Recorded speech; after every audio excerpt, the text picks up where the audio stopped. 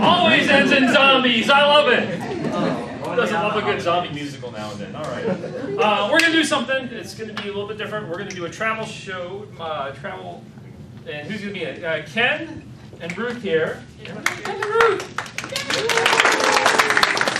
Now, I'm going to get a very special, timely suggestion for them. They don't know what this is. I'm just kind of a little bit of a surprise on them. That's why it's improv. They're going to be talking about, they're Abe Lincoln historians. And they're giving a special report today with a complete travel show on an unlikely place for Abe Lincoln to have visited. Where would that be? Mars.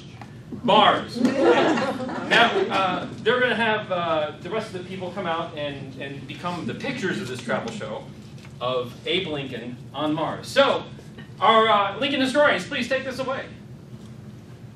Yes, well, you know, it is quite interesting. Paul and I were just talking before the cameras came on and all showed up. Yes. You know, we think it's very unfair that Kennedy gets most of the credit for the space program, and that's just a patent lie. It started back in 1863 with Abraham Lincoln. He was looking for a way for the potential Confederates to be sent into space. Get rid of them. Way beyond the Mason-Dixon line. Except without the people who rebelled. Yes. It was revolutionary. So to do that, he needed to scope out various places. But the time of year that he did this, the moon was not in the right spot. So he decided to go to Mars. A lot of people aren't aware of this. We are. Because we went there. We went along as the camera crew, actually. It was a pretty wild and crazy journey. We actually used the original designs that Abraham Lincoln used back in 1863. It was originally built in 1862 and shot off in 1863. We'd like to show you our first picture was the actual designs of the spaceship, if we could. Click.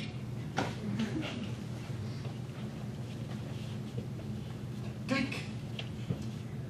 So it's really incredible that you know that most of the fuel cavity was at the center of the craft, and that was in order to gain the most efficiency to be able to make it to Mars and back in about an afternoon. Yes, it did. No one noticed that Lincoln was ever missing. Never noticed at all. And what was amazing too is the front of the ship was actually shaped like his nose. He thought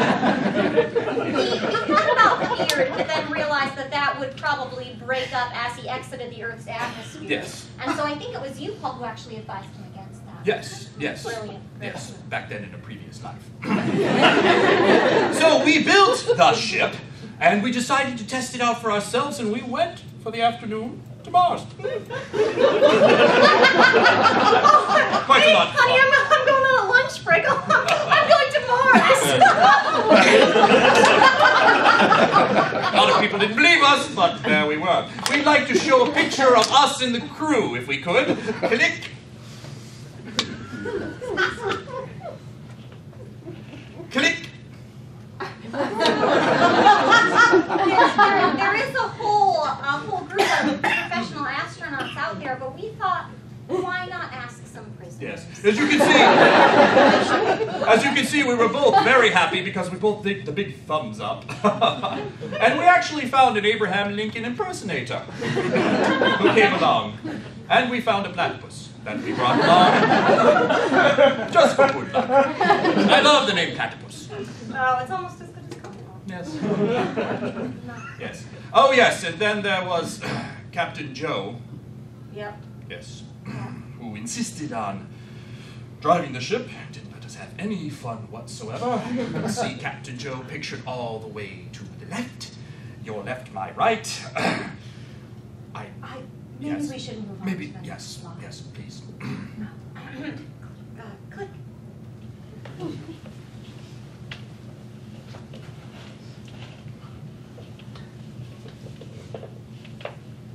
Click. You know, the landscape of Mars is truly fascinating. There's so many different things to see. You know, it's amazing that Lincoln only spent an afternoon. It is. You'd have thought he could have played there for hours and hours and days, yes. So here you see you, sweetheart, you're trying to pick up that giant rock that's sitting there. And here you see Captain Joe, who was chastising the ground. Yep. Well, you know, there's really no explaining Captain Joe's behavior other than that we had released him. Yes. But our cameraman Stanley was wonderful. You see him there. We took a picture of him as he was taking a picture of us. I was still in the ship. I had a little too much to drink the night before. I was very excited. So In true Abe fashion. just like Mr. Lincoln. Don't see the bullet coming. Which was April of 1865. Yes, could we go to the next picture where we were all frolicking on the surface of Mars? Click.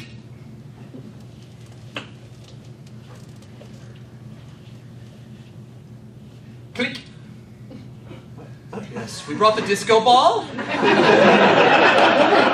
I mean, you know, among authentic Abe artifacts, the disco ball is really just the most paramount. There's no way to do a historic trip without one. Few people don't realize that Abraham Lincoln actually invented the disco ball and had one hanging above him that fateful night. Unfortunately, he thought it was somebody in one of the other booths that was being shot due to the reflection on the ball. It was April 1865.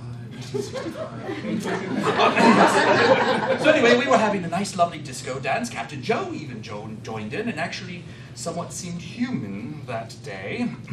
But not for long. Not for long. I think we should show the major incident that happened with Captain Joe that we seem to have the most issue with. Yes, Yes. I think the audience is prepared now. Let's go to the slide. Yes. Click.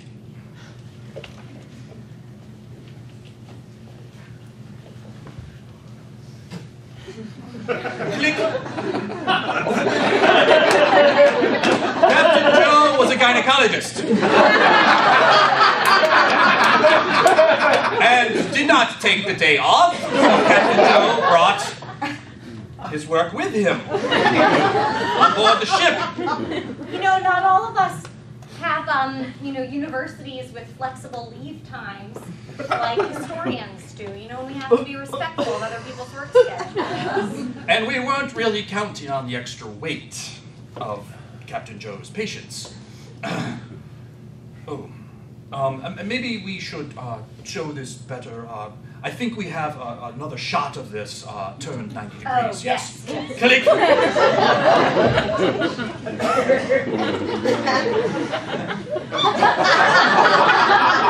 Click. You know, Yes, this is what we walked in on. I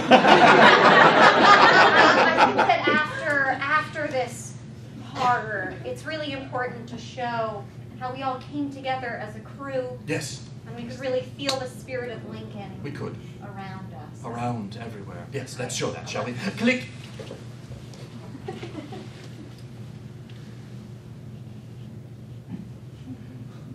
Click.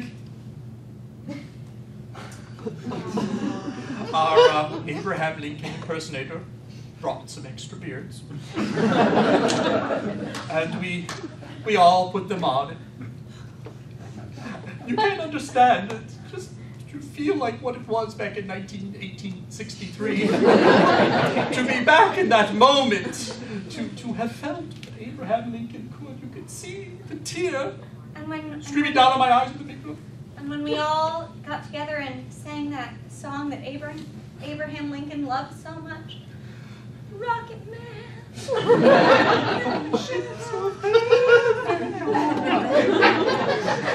I think it's gonna be a long, long time.